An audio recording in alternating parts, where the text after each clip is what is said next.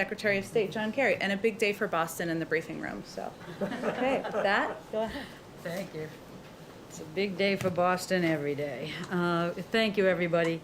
Today, President Biden will build on the actions he took on day one, and he'll take more steps to fulfill commitments he made to tackle the climate crisis while creating good-paying union jobs and achieving environmental justice.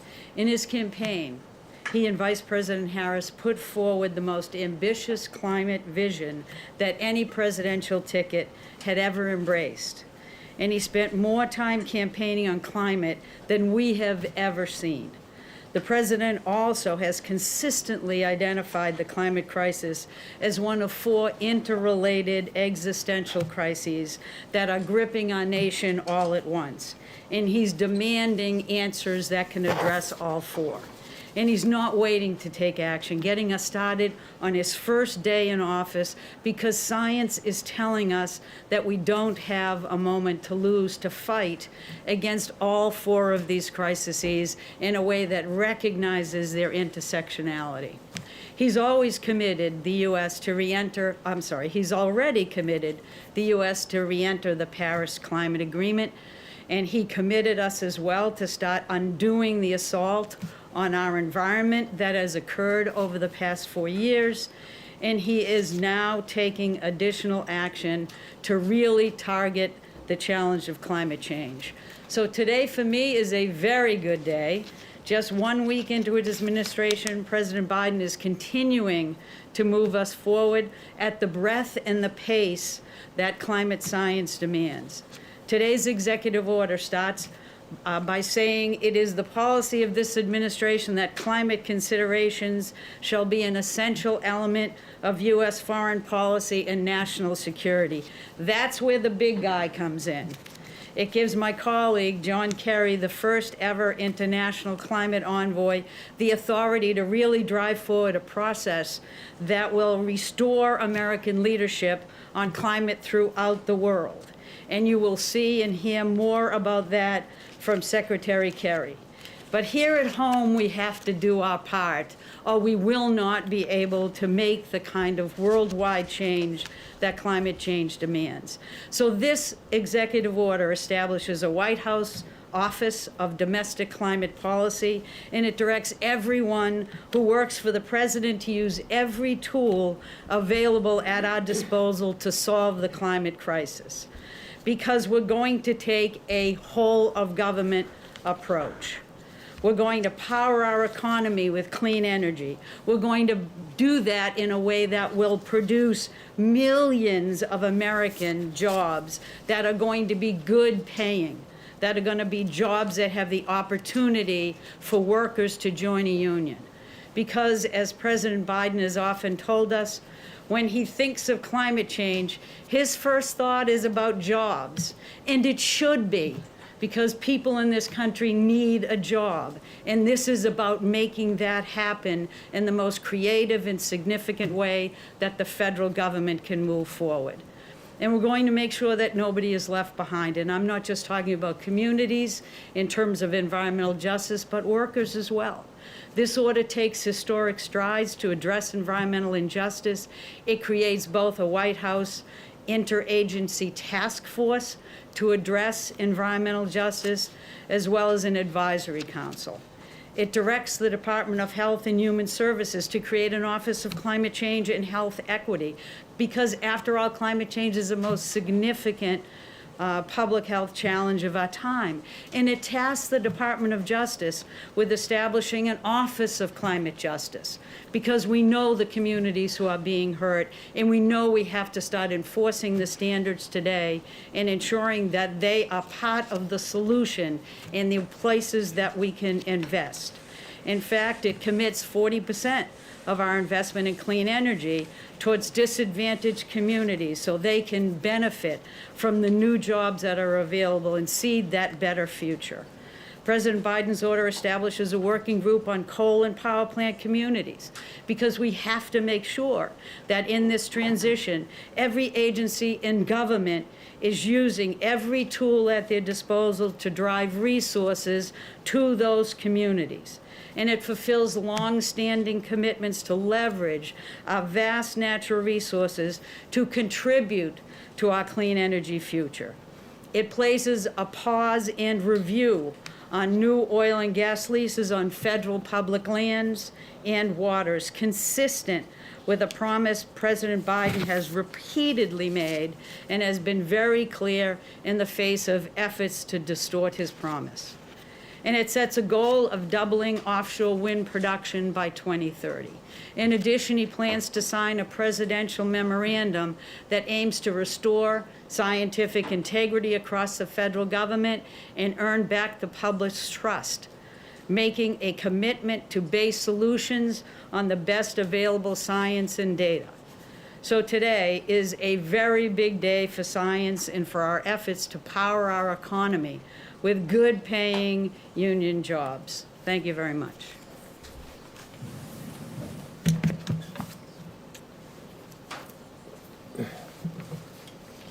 Good afternoon, everybody. It's great to be here. Let me say, first of all, what a pleasure it is to be here with Gina.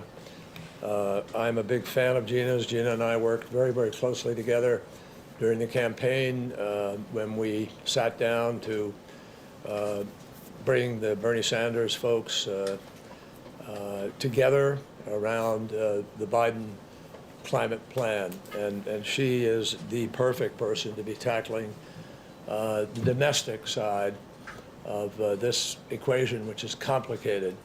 And nobody knows the details better than she does, and nobody's going to be more effective at corralling everybody to move in the same direction.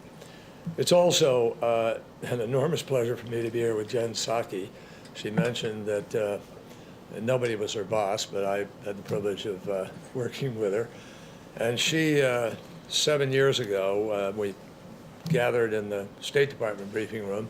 She's traded up, obviously, but she has not given away any of her fundamental principles and commitment to telling you all the truth, telling the American people the truth, and doing so with great candor and transparency, and I'm very happy to be here with her. The stakes on climate change just simply couldn't be any higher than they are right now. It is existential. We use that word too easily, and we throw it away. But we have a big agenda in front of us on a global basis. And President Biden is deeply committed, totally seized by this issue, as you can tell by this executive order and by the other, the initiative of getting back into Paris immediately. That's why he rejoined the Paris Agreement so quickly, because he knows it is urgent. He also knows that Paris alone is not enough, not when almost 90% of all of the planet's emissions, global emissions, come from outside of U.S. borders. We could go to zero tomorrow, and the problem isn't solved. So that's why today, 1 week into the job, President Biden will sign this additional executive set of orders to help move us down the road, ensuring that ambitious climate action is global in scope and scale, as well as national here at home. Today, in the order that he will sign, that Gina has described to you, he makes climate central to foreign policy planning, to diplomacy, and to national security preparedness. It creates new platforms to coordinate climate action across the federal agencies and departments, sorely needed.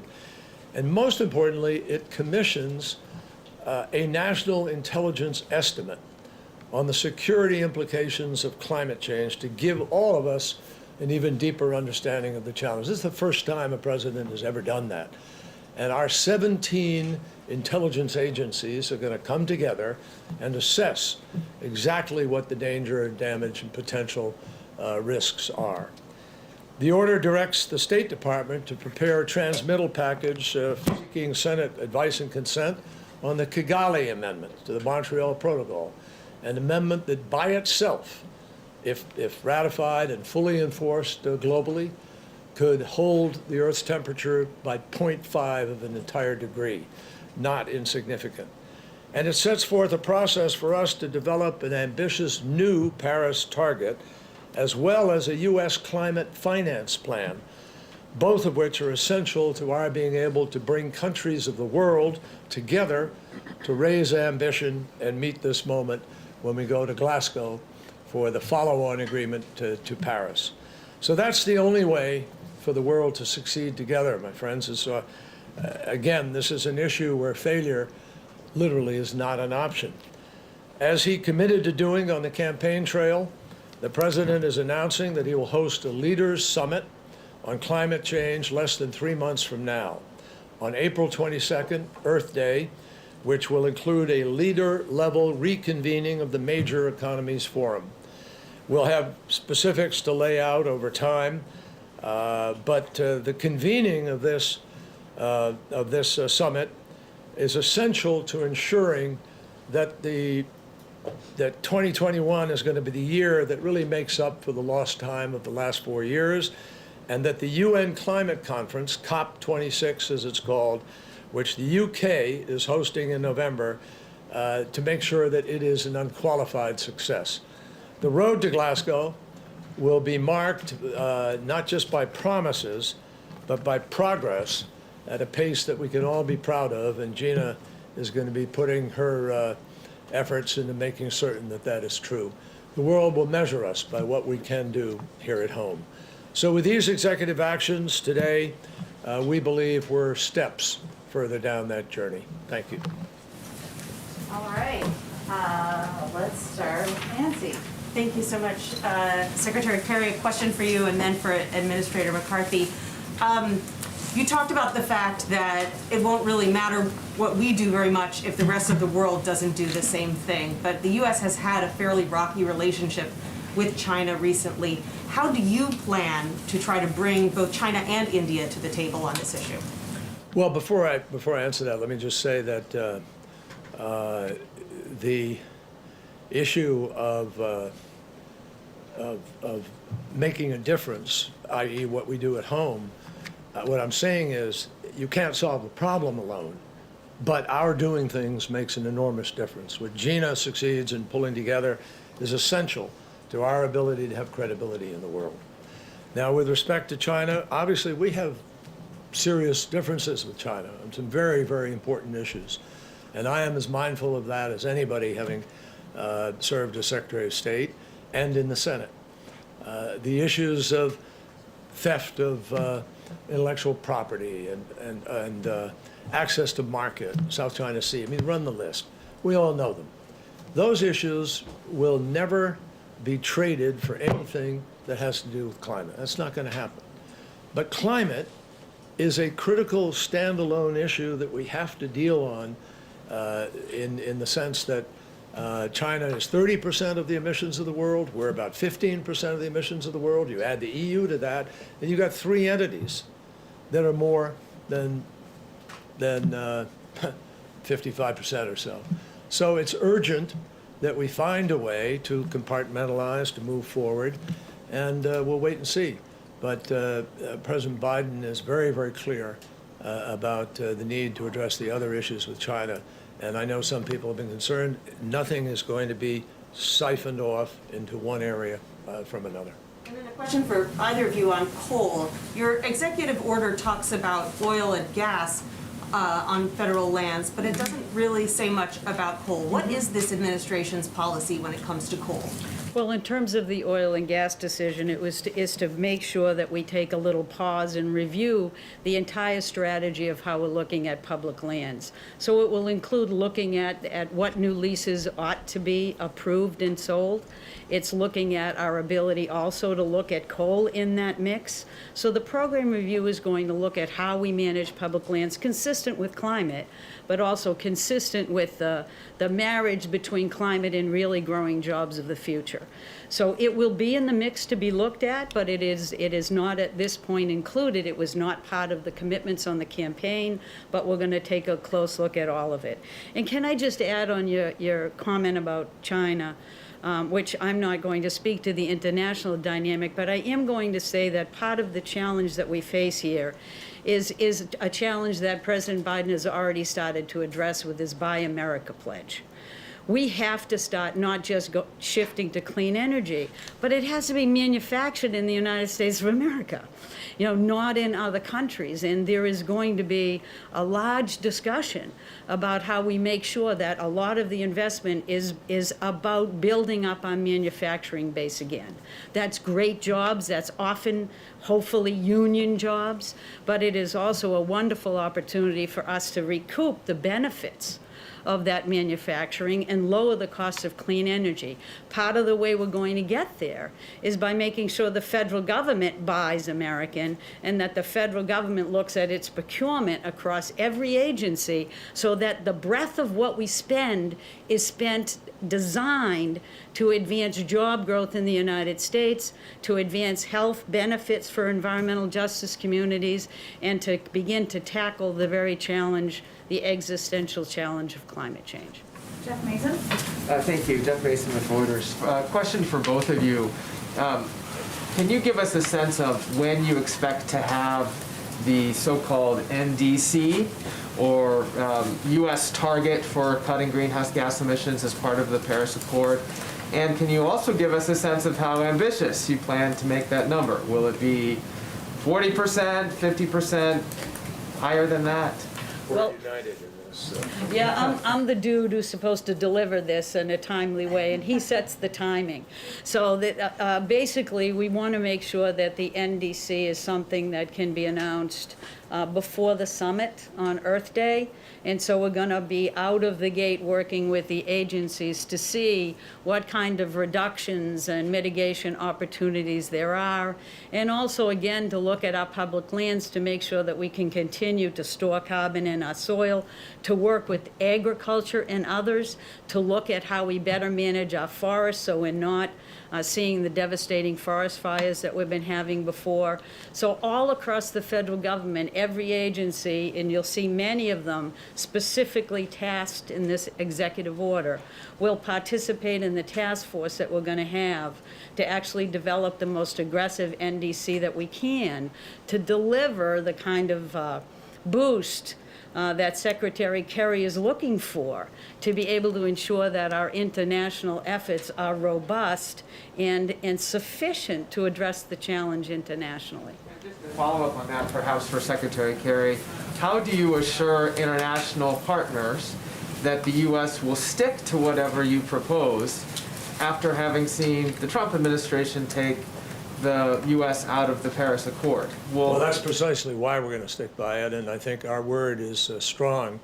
I've been on the phone for the last few days talking to our allies in Europe, elsewhere around the world, and they are welcoming us back. They know that this administration already had a significant part of what will bring us to Glasgow, which was the Paris Agreement. The Obama-Biden administration had great credibility on this issue, and having President Biden be the person now who is driving this forward is enormously meaningful to the folks there. And they also know that I was deeply involved in the negotiations in Paris, and am now asked by President Biden, to make certain that we do the same at Glasgow, if not more. So I have had no one question our credibility at this point in time. Someone probably will, and the answer will be that I think we can achieve things in the course of the next 4 years that will move the marketplace, the private sector, global finance, innovation and research, that in fact no political person in the future would be able to undo what the planet is going to be organizing over these next months and years. This is the start of something new. I don't know if you read Larry Fink's letter of BlackRock yesterday, but there's a new awareness among major asset managers, commercial banks, and others about the need to be putting resources into this endeavor, because it is major in investment demand. So I think the proof will be in what we do. Neither Gina nor I are going to start throwing around a lot of big promises, but you heard what she just said, and we will work very closely because we're going to try to bring to the table to help inform her and the folks she's working with what we're picking up abroad and what people are doing abroad and the steps that they're taking and how we now have to measure ourselves against them and they will measure themselves against us. We are well aware of that. Can I just add something? I just want to call attention to the fact that cities and states have really picked up the initiative to move forward on clean energy because the solutions are cheap. The solutions compete effectively against fossil fuels. We are talking about solutions that we're not asking anybody to sacrifice, but are to their advantage. And if you look at the record over the past 4 years, while the prior administration might have wanted clean energy to head in a different direction, it's gone faster and farther than anyone ever expected. And the idea that we could, with this new work that we're doing together, send signals to the marketplace through our purchasing at the federal level and are relooking at different ways of having on-the-ground change, we can build that demand. We can actually grow significantly millions of clean energy jobs. And all of a sudden, the question won't be whether the private sector is going to buy into it. The private sector is going to drive it. And so this is going to be a signal setter, the way the federal government ought to set on what our values are, what we think the future needs to be. And this is a value-laden effort that President Biden has undertaken with full knowledge that it's going to benefit jobs, it's going to benefit our health, and it's going to lead to that future we want to hand to our children. We'll just do these two in the front, and then they will come back, I promise. So go ahead. Thank you. Mr. Secretary, if you would, there certainly are oil and gas industry workers who are watching you both right now, who will hear the message that the takeaway to them is that they are seeing an end to their livelihoods. What do you say to them, particularly those people who President Trump struck a chord with on the campaign trail when he promised to save their jobs? What is your message to them right now?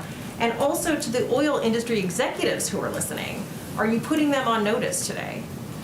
Well, we didn't come here to put anybody on notice except to the seriousness of President Biden's intent to do what needs to be done to deal with this crisis, and it is a crisis. With respect to those workers, no two people are more, in this room, are more concerned about it, and the President of the United States has expressed in every comment he has made about climate the need to grow the new jobs that pay better, that are cleaner. That, I mean, you look at the consequences of black lung for a miner, for instance, and measure that against the fastest growing job in the United States before COVID was solar power technician.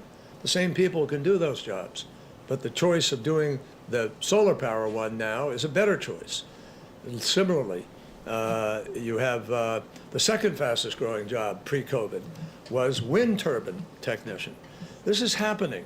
75%, 70% of all the electricity that's come online in the United States in the last few years came from renewables. Not, coal plants have been closing over the last 20 years. So what President Biden wants to do is make sure those folks have better choices, that they have alternatives, that they can be the people who go to work to make the solar panels. They were making them here at home. That is going to be a particular focus of the Build Back Better agenda. And I think that unfortunately workers have been fed a false narrative. No surprise, right, for the last few years. They've been fed the notion that somehow dealing with climate is coming at their expense. No, it's not. What's happening to them is happening because of other market forces already taking place.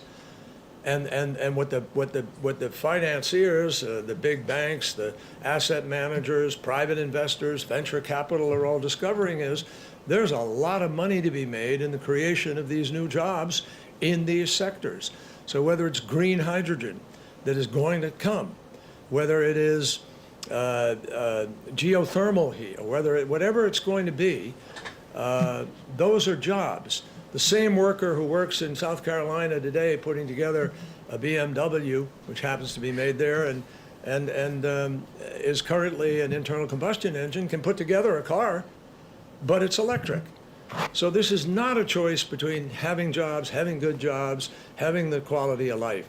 Quality of life will be better when Gina has put her team together that produces choices for us that are healthier, less cancer, cleaner air. The greatest cost in America, the greatest cause of children being hospitalized every summer in the United States, we spend $55 billion a year on it, is environmentally induced asthma. That will change as we begin to rein in what we used to call pollution in this country, because it is pollution. And I think that workers are going to see that with the efforts of the Biden administration, they're going to have a much better set of choices, and frankly, it will create more jobs than stuck where we were. Could I just add by pointing out a couple of things in the executive order that I want you to just call to your attention? We talked about the Civilian Conservation Corps. That is an opportunity to put younger people into work in vitally important efforts. But if you look at this, it also has set up a task force that is looking at these coal communities that are really reliant on their local energy and utility. And it talks about how do we revitalize those economies. And it talks about how we can put people to work using the skills they currently have where they are, to start looking at those old abandoned oil and gas wells that are spewing out methane, or all of the coal that is mines that haven't been properly closed that are doing the same, that has great impact on climate, but also will keep an opportunity for those individual workers to have work in their own communities. We're not going to ask people to go from the middle of Ohio or Pennsylvania and ship out to the coast to have solar jobs. You know, solar jobs will be everywhere, but we need to put people to work in their own communities. That's where their home is. That's where their vision is. So we're creatively looking at those opportunities for investment so that we can get people understanding that we are not trying to take away jobs. Remember, when we say climate change, eventually people are going to think jobs, just like President Biden, when he hears the words climate change. And so we'll do everything we can to recognize that revitalization is necessary in these communities, to find creative ways to put them to work, and then we're going to do as Secretary Kerry says, and start investing in new technologies and new manufacturing. And that includes large manufacturing like cement and steel. That's work that we should be doing here. That's work that inevitably is going to be necessary to rebuild our infrastructure, which is also one of the biggest opportunities we have for job growth moving forward. Two quick ones. Sure. Administrator, one to you and one to the Secretary, if I may. What you may hear from some corners of criticism is why are we doing this now when we're already in an economic crisis? You look at the state of New Mexico, where 1/3 of the state's budget is funded by oil and gas. So why not let the country get back on its feet before we do this?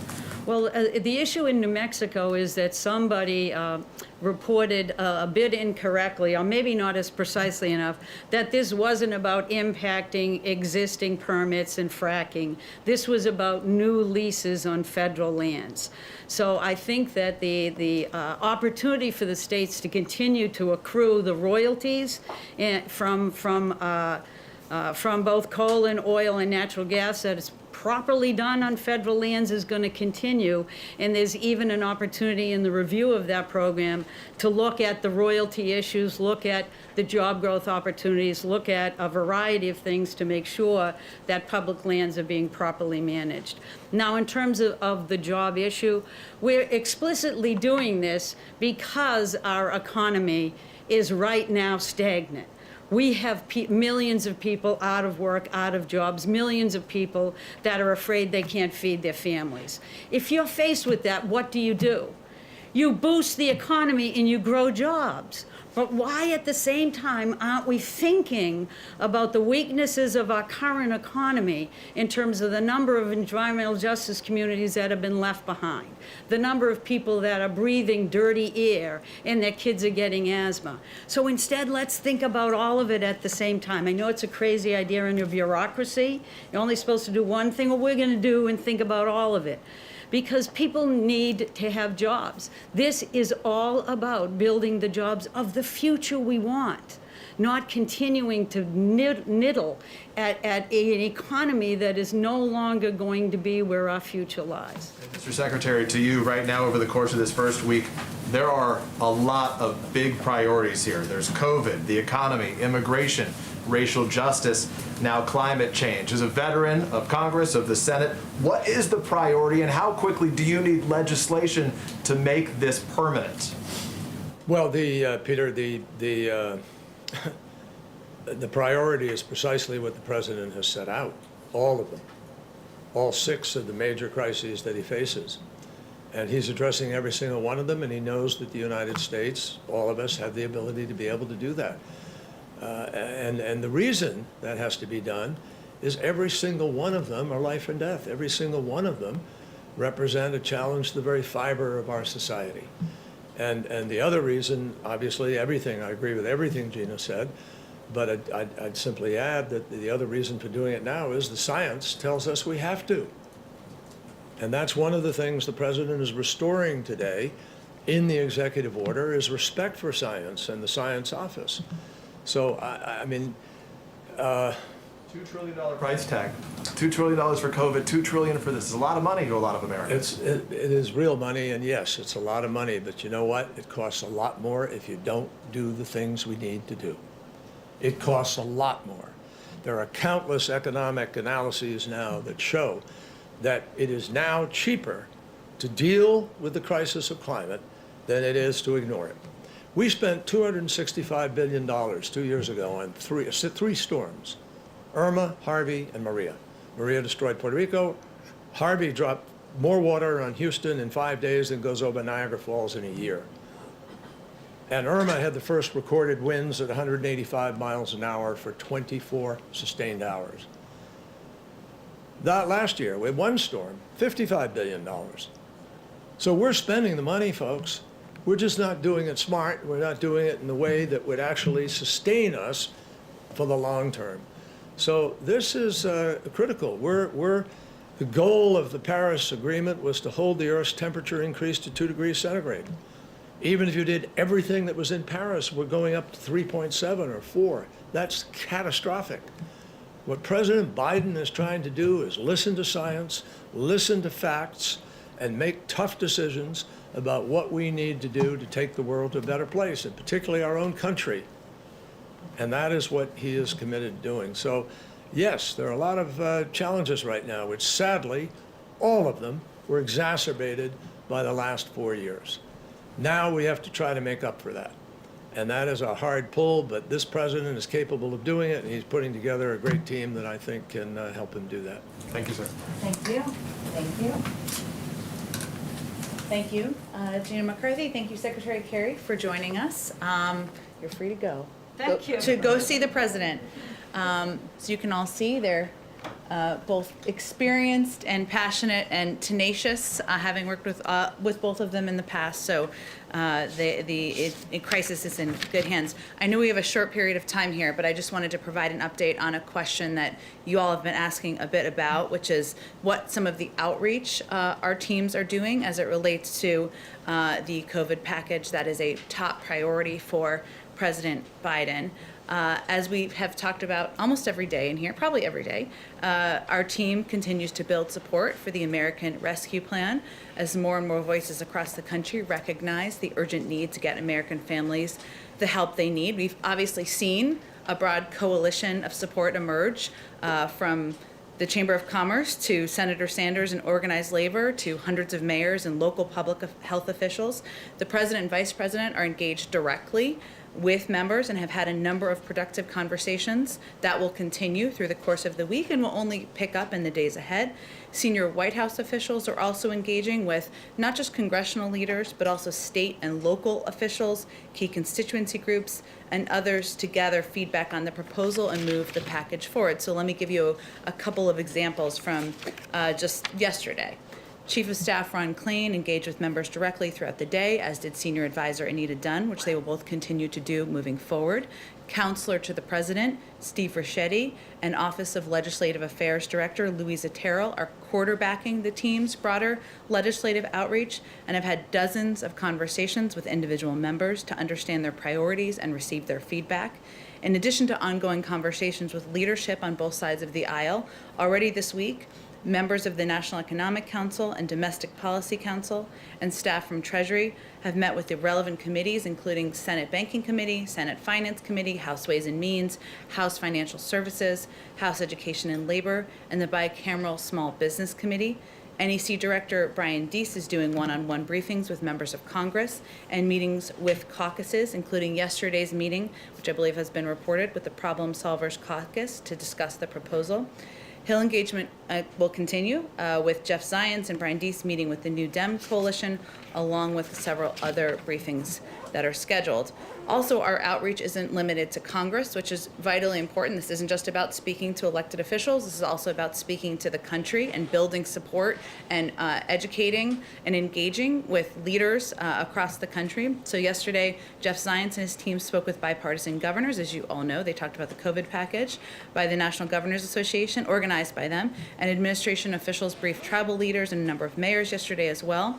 And the Office of Public Engagement, led by Cedric Richmond, briefed civil rights groups yesterday, including the NAACP, the National Action Network, Justice Action Network, Urban League, Coalition of Black Civic Participation, and Black Women's Roundtable. Today, they have meetings with labor leaders, advocates for young people, as well as organizations dedicated to building wealth in the Black community. On Friday, OP will also, the Office of Public Engagement, I should say, I hate acronyms, will convene 100 presidents of historically black colleges and universities also to discuss this proposal. And the only other thing I wanted to mention before we get to your questions is that, as you all know, Treasury Secretary Janet Yellen was just confirmed. The President will be meeting with his economic team on Friday, including Secretary Yellen, for a briefing on the impact of delay in moving forward with the additional economic relief. With that, let's get your questions. Alex, it's your first day in the White House briefing room. Thank you. And Alex's first day, two Alex's first days. It's good to be here. There's an initiation afterwards that the press corps will conduct. I'm ready Yes, for go it. ahead. Yeah. I'll make it quick because I know you have a pretty hard out in a few minutes, but I think you all have a heart out too, but yes. I wanted to ask about one of your favorite topics, impeachment. Nearly every Republican senator last night voted to throw out the impeachment trail against President Trump. Does President Biden have a reaction to that? Does he trust Congress to hold President Trump accountable for the insurrection against the Capitol? And does he see censure against former President Trump as a viable alternative to conviction, since it looks unlikely at this point?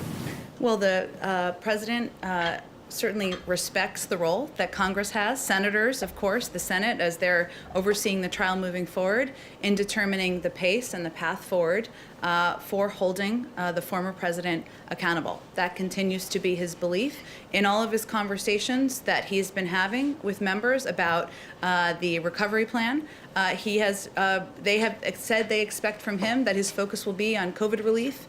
That's how he will use the bully pulpit. That's how he will speak to the American people, and they are eager to work with him on that. So that's where his focus remains, and what steps they take to hold the former president accountable, he'll leave it to them. Why the resistance on weighing in on the issue? We've weighed in many times. The president has been asked about the issue. We put out a statement when the House put out a voted on impeachment, I should say. But his focus is on delivering on what the American people elected him to do, which is to get relief to the American people, to get the pandemic under control, to ensure working families can put food on the table, and that's where he feels his efforts should remain.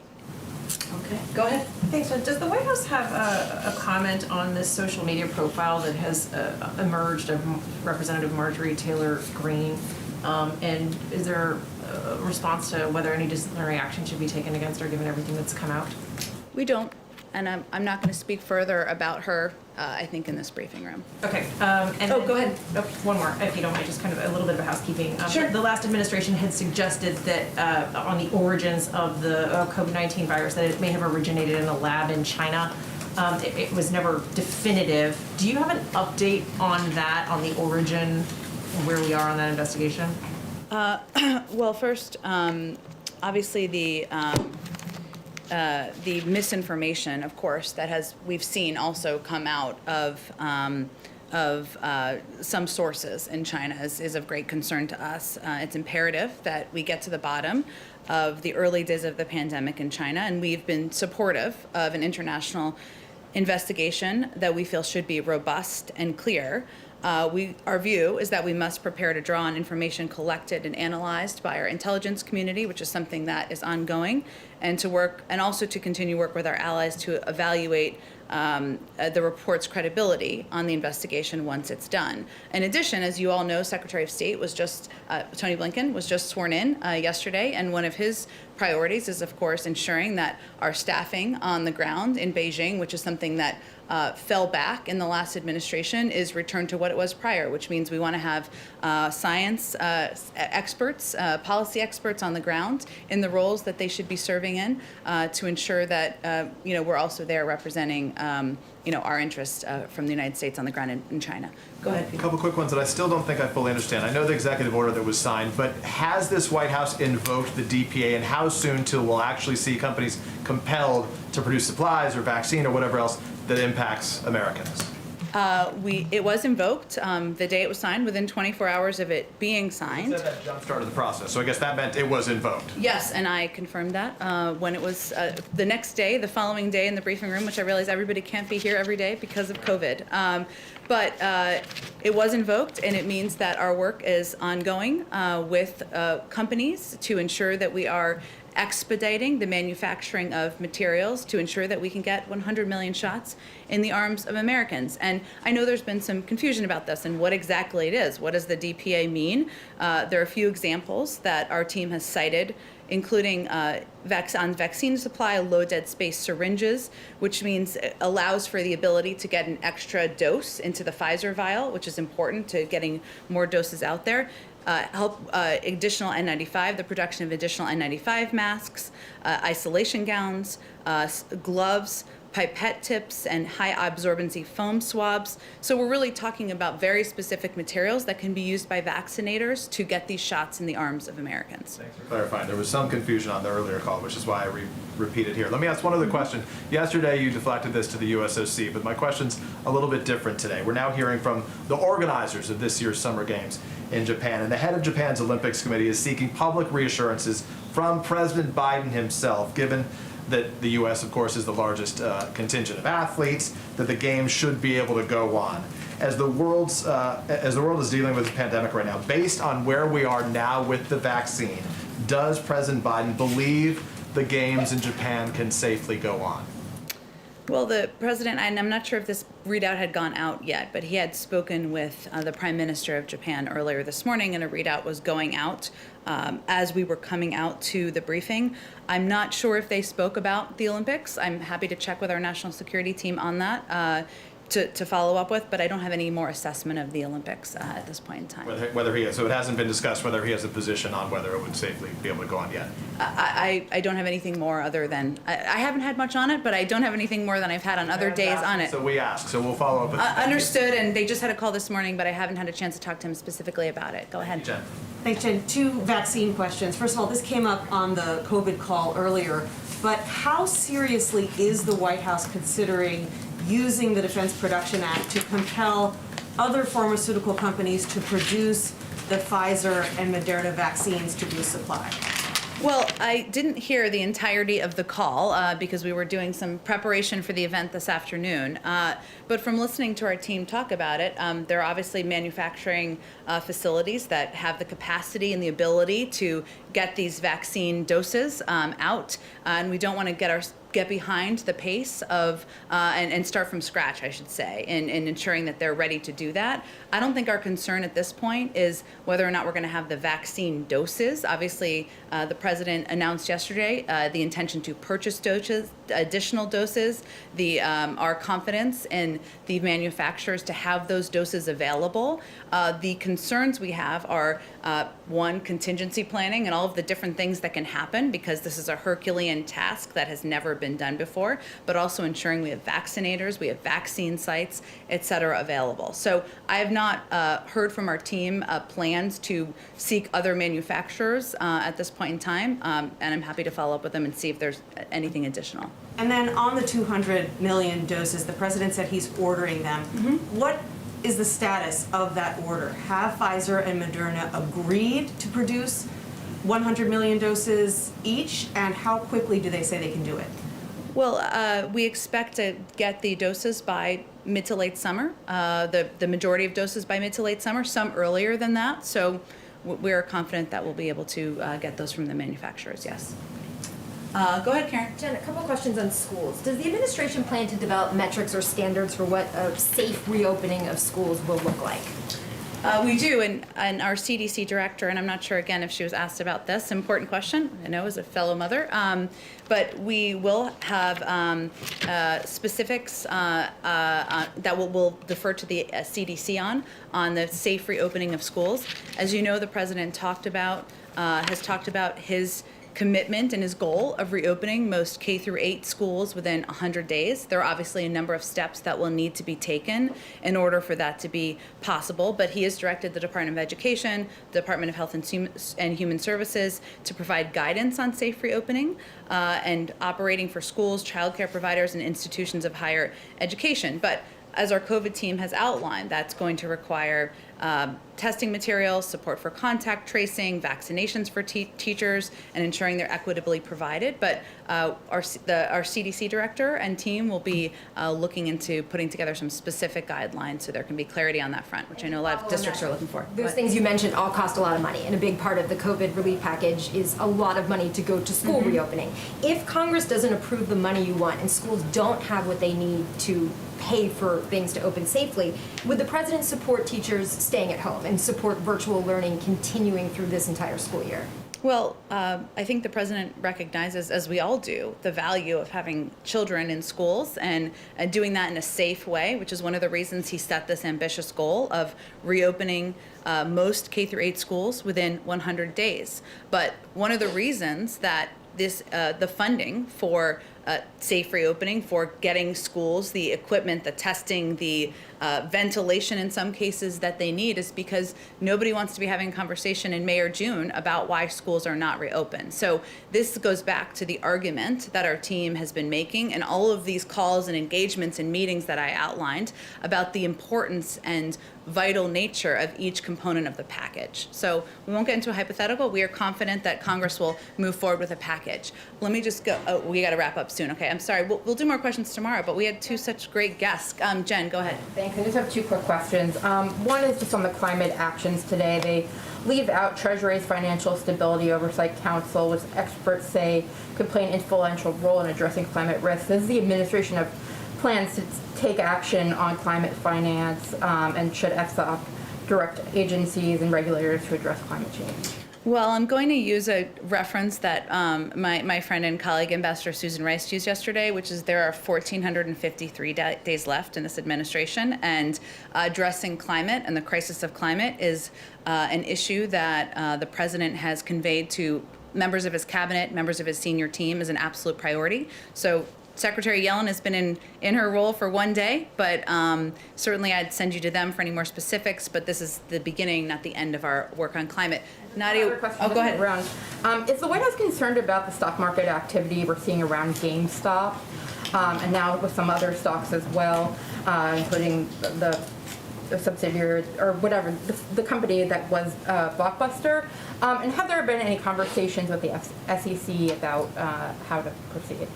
Well, I'm also happy to repeat that we have the first female Treasury Secretary and a team that's surrounding her, and often questions about market we'll send to them. But our team is, of course, our economic team, including Secretary Yellen and others, are monitoring the situation. It's a good reminder, though, that the stock market isn't the only measure of the health of our economy. It doesn't reflect how working and middle-class families are doing.